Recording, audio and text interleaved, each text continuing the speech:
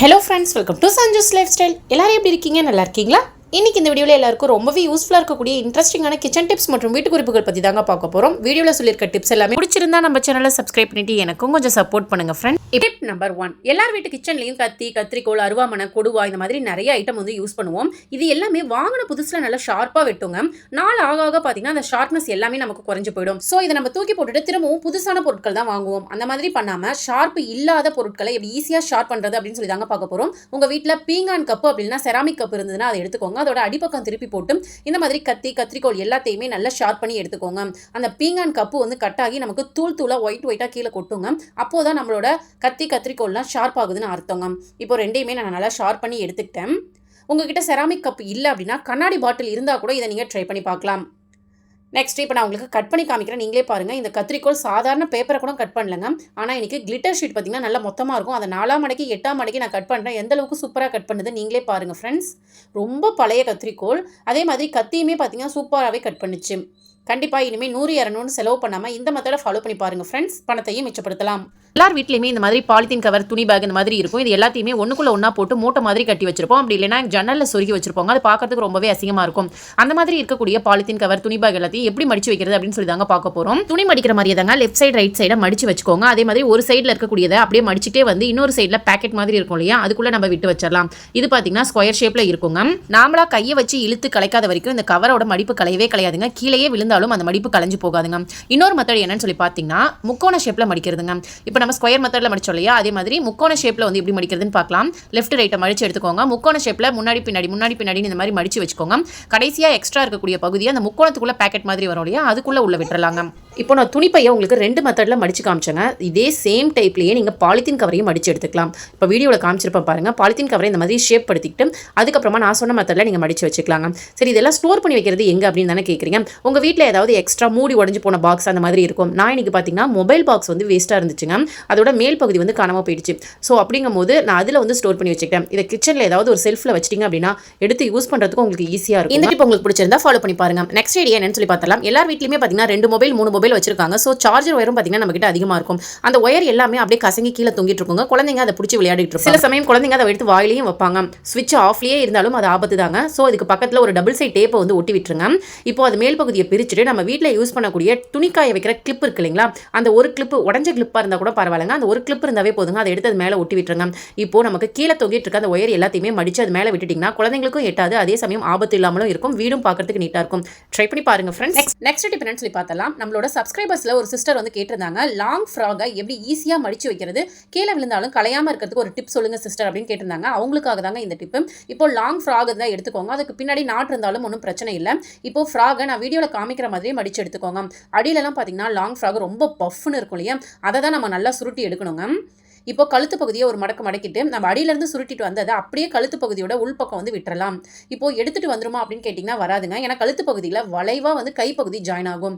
அந்த இடத்துல போய் சிக்கிக்கோங்க. அதே மாதிரி ஃப்ராக் பார்த்தீங்கன்னா எந்த ஒரு கசங்களும் இருக்காது. நார்மலாக நம்ம ஃப்ராகெல்லாம் மடித்து வச்சிருப்போம். ஏதாவது கை தவறி கீழே விழுந்துருச்சுன்னா அந்த மடிப்பு ஃபுல்லாகவே கலைஞ்சு போயிடும். திரும்பவும் நம்ம மடித்து வைக்கிற மாதிரி ஆகிடும். அது மட்டும் இல்லாமல் நார்மல் மெத்தடில் நம்ம மடித்து வைக்கும் போது கொஞ்சம் இடத்துல ஒரு ஃப்ராக் 2 ஃப்ராக் தாங்க வைக்க முடியும். ஆனால் இந்த மெத்தடில் நம்ம மடித்து வைக்கும் போது கொஞ்சம் இடத்துலையே 10 ஃப்ராக் கூட நம்ம வச்சுக்கலாங்க. இப்போ உங்களுக்கு வீடியோவில் நம்ம மேலேருந்து கீழே போட்டு காமிக்கிறேன். மடிப்பு கொஞ்சம் கூட கலையவே இல்லை பாருங்க ஃப்ரெண்ட்ஸ். ஏன்னா அதோட கழுத்து பகுதியிலேருந்து கைப்பகுதி ஜாயின் ஆகுது இல்லையா, அந்த இடத்துல போய் ஃப்ராக் வந்து மாட்டிக்கும்.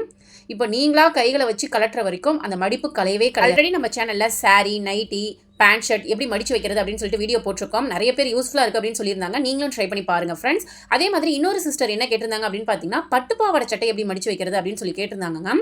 பட்டுப்பாவாடை சட்டை மடிக்கிறது ரொம்ப ரொம்ப ஈஸிங்க. மடிப்பும் நமக்கு கலைஞ்சு போகாது. இது என்னோட பெரிய பொண்ணோட பட்டுப்பாவாடை சட்டைங்க. பொங்கலுக்காக எடுத்திருந்தோம். பொங்கல் வீடியோவில் நீங்கள் பார்த்துருப்பீங்க. ரொம்ப அழகாக இருந்துச்சு. இதோட ரேட்டுன்னு பார்த்தீங்கன்னா 1500 ரூபாங்க. 1500 ரூபாய்க்கு பார்த்தீங்கன்னா லேடிஸ் வந்து புடவை எடுத்து அதுக்கு ப்ளவுஸ் தச்சு அதுக்கு இன்ஸ்கர்ட் எல்லாமே முடிச்சிடலாம். குழந்தைங்களோட ட்ரெஸ் பெரியவங்களதை விட ரொம்ப ரேட் அதிகமாக விற்கிறாங்க. ஏன்னா குழந்தைங்களுக்காக நம்ம எவ்வளோ வேணாலும் செலவு பண்ணுவோம் அப்படிங்கிறது துணிக்கடைக்காரங்களுக்கு நல்லாவே தெரிஞ்சிருக்குங்க. யாரெல்லாம் இதை வந்து நீங்கள் அக்செப்ட் பண்ணிக்கிறீங்க அப்படிங்கிறத மறக்காமல் கமெண்ட்டில் சொல்லுங்கள் ஃப்ரெண்ட்ஸ். எப்போவுமே பட்டுப்பாவாடை சட்டையில் பாவாடையை மடிச்சுட்டு உள்ளே வந்து சட்டையை மடித்து வச்சுட்டு இந்த மாதிரி ஒரு பாக்ஸ் நமக்கு கொடுப்பாங்க. கடைகளுக்கு போய் நம்ம துணி எடுத்தோம்னாவே கொஞ்சம் காஸ்ட்லியாக இருந்துச்சுனாவே இந்த மாதிரி பாக்ஸ் கொடுப்பாங்க. அதுக்குள்ளே நீங்கள் ஸ்டோர் பண்ணி வச்சுக்கிட்டிங்கன்னா எத்தனை வருஷம் ஆனாலும் நமக்கு கலைஞ்சு போகவே போகாதுங்க. இப்போ இந்த ஒரு பாக்ஸ்லேயே பார்த்தீங்கன்னா என்னோட பெரிய பொண்ணோட பட்டுப்பாவாடை சட்டை, அதே மாதிரி என்னோட சின்ன பொண்ணோட பட்டுப்பாவாடை சட்டை ரெண்டையுமே நான் வந்து மடித்து வைக்கிறேங்க. நமக்கு வந்து களைஞ்சு போகாது. ஏன்னா நம்ம மற்ற துணிகளோட சேர்த்து வைக்கும் போது தான் கை தவறி கீழே விழும். இந்த மாதிரி கொஞ்சம் காஸ்ட்லியானது பட்டு ஐட்டம்லாம் இந்த மாதிரி ஒரு பாக்ஸில் போட்டு நீங்கள் ஸ்டோர் பண்ணி வச்சுக்கிட்டீங்க அப்படின்னா இடத்தையும் அடைக்காது, அதே சமயம் நீட்டாக இருக்குங்க. நெக்ஸ்ட் டைம் எடுத்து போடுறதுக்கும் ரொம்ப சூப்பராக இருக்கும். ட்ரை பண்ணி நம்மளோட herbal hair oil next batch வந்து சூப்பராக ரெடி ஆயிடுச்சுங்க. நிறைய பேர் ஆயில் தேவை அப்படின்னு சொல்லிட்டு வாட்ஸ்அப்பில் ஆர்டர் பண்ணிக்கிட்டே இருக்கீங்க. நம்ம கிட்ட ஒவ்வொரு வாரமும் 5 லிட்டர் ஃப்ரெஷ்ஷான ஹெர்பல் ஹேர் ஆயில் ரெடி பண்ணிட்டு தாங்க இருக்கும். ஃபுல்லாக ரெடி பண்ணிலாம் நம்ம சேல் பண்ணலங்க. ஒவ்வொரு வாரமும் ஃப்ரெஷ்ஷாக ரெடி பண்ணிட்டு இருக்கோம். உங்களுக்கு முடி கொட்டுற பிரச்சனை இருக்கா? முடி நல்லா நீளமாகவும் அடர்த்தியாகவும் வேணும்னு ஆசைப்படுறீங்களா? கவலையே விடுங்க.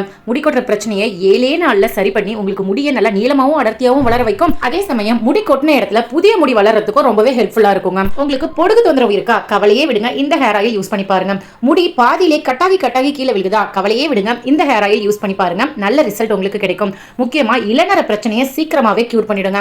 இந்த ஹேர் ஆயில் 16 மூலிகைகளை வச்சு நாங்களே வீட்ல ரெடி பண்ணது தாங்க.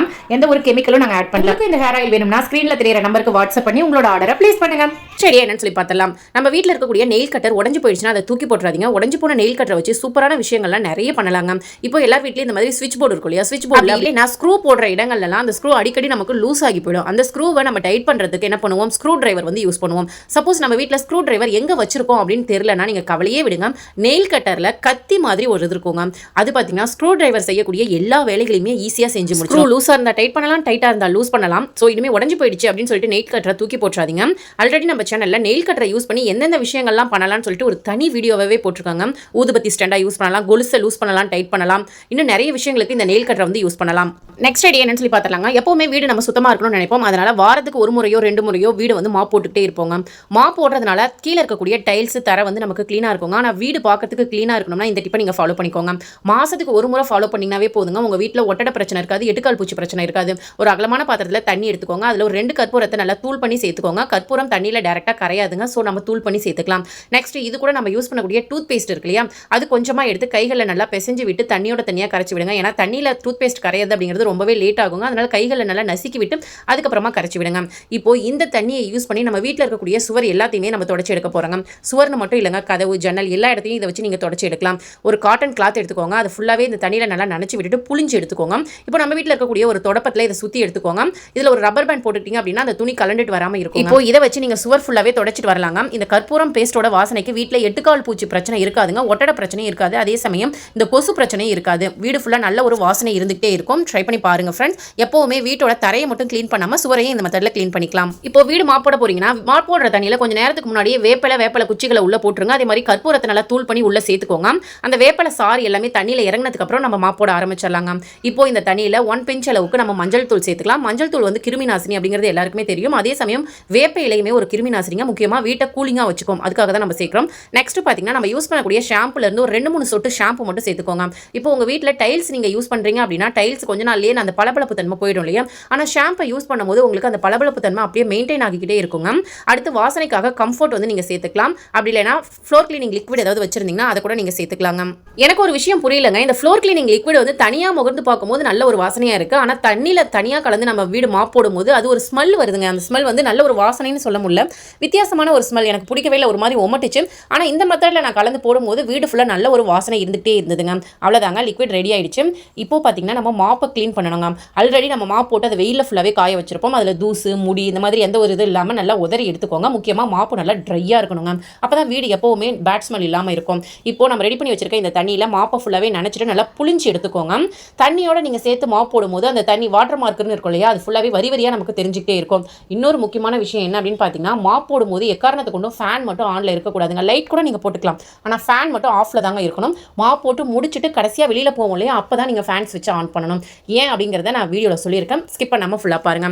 அதே மாதிரி நீங்க மாப் போடும்போது இந்த சின்ன டெக்னிக் மட்டும் ஃபாலோ பண்ணிக்கோங்க. எப்பவுமே ரிவர்ஸ் டைப்ல தான் நம்ம மாப் போடணும். அதாவது வீட்டை விட்டு நம்ம வெளியில போறோம் இல்லையா, அந்த மெத்தட்ல தான் நம்ம மாப் போடணுங்க. மாப் ஸ்டிக் நமக்கு முன்னாடி இருக்கணும், நாம பின்னாடி இருக்கணும், நமக்கு பின்னாடி தான் அந்த தண்ணி டப்பு இருக்கணுங்க. இந்த மெத்தட்ல நீங்க மாப் போட்டுட்டு வந்தீங்கன்னா வீட்டில் காலடி தட மார்க் இருக்காதுங்க. அதே மாதிரி ஃபேனை ஆஃப் பண்ணி வச்சுட்டீங்கன்னா நமக்கு வாட்டர் மார்க் வராது. ஏன் அப்படின்னா நம்ம மாப் போடும் போதே ஃபேன் போட்டுட்டோம்னா அந்த காத்துல நமக்கு காஞ்சி போயிடும் சீக்கிரமாவே அந்த தண்ணி. அப்போ நம்ம எந்த இடத்துல மாப் போட்டோம் அப்படிங்கிறது தெரியாம போட்ட இடத்துலயே நம்ம திரும்ப திரும்ப போடுறதுக்கு நிறைய சான்சஸ் இருக்கு. ஸோ போடாத இடம்லாம் நமக்கு அழுக்கு அப்படியே இருக்குங்க. ஸோ நீங்கள் எப்போ மாப் போட ஆரம்பித்தாலுமே ஃபேனை ஆஃப் பண்ணிவிடுங்க. அதே மாதிரி தரையை மட்டும் எப்போவும் நீங்கள் தொடச்செடுக்காமல் வாசப்படியில் இருக்கக்கூடிய அந்த அருக்கால்னு சொல்லுவாங்க இல்லையா, நிலவாசப்படி, அதையும் கதவையும் நீங்கள் சேர்த்து தொடச்சிட்டிங்க அப்படின்னா பூச்சி தொந்தரவு இல்லாமல் இருக்கும். தூசுமே வீட்டில் அதிகமாக சேராதுங்க. அதே மாதிரி மரத்தால் ஆன நிலவாசப்படியெல்லாம் பார்த்தீங்கன்னா சீக்கிரமாகவே உளுத்து போயிடும். அதாவது எறும்புலாம் உள்ளே போய் இது பண்ணிடும். இந்த இதில் கற்பூரம் சேர்த்துருக்கிறதுனால வீட்டில் எறும்பு தொல்லையும் இருக்காதுங்க, கரப்பாம்பூச்சி தொந்தரவும் இருக்காது. ட்ரை பண்ணி பாருங்கள் ஃப்ரெண்ட்ஸ். இது கூடவே கொஞ்சம் புதினா சேர்த்துட்டிங்கன்னா நல்ல ஒரு வாசனை இருந்துகிட்டே இருக்கும், எறும்பு தொந்தரவும் இல்லாமல் இருக்கும்.